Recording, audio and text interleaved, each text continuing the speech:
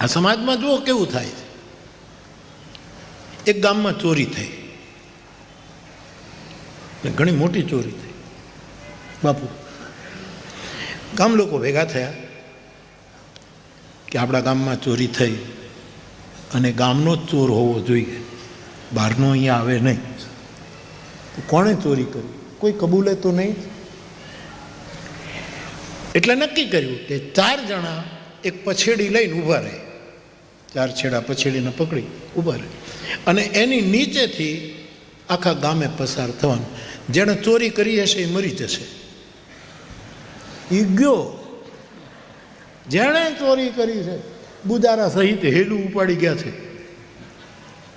કોઈની તિજોરી ઉપાડી ગયા છે, કોઈનું કંઈ ઉપાડી ગયા.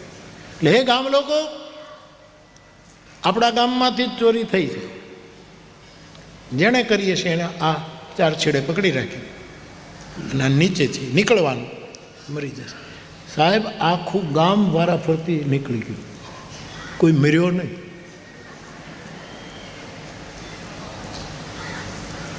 વળી થયું કે નહીં, કાંઈક ભૂલ થઈ છે, બીજી વખત પાસ કરો. આમ ફરીને આવ્યા, પાછા બીજી વખત પાસ, મર્યો જ નહીં કોઈ. ત્રીજી વખત ચિમનભાઈ પાસ કર્યો, કોઈ મર્યો નહીં. હવે 30 સત્ય થઈ ગયું, વાત પૂરી થઈ.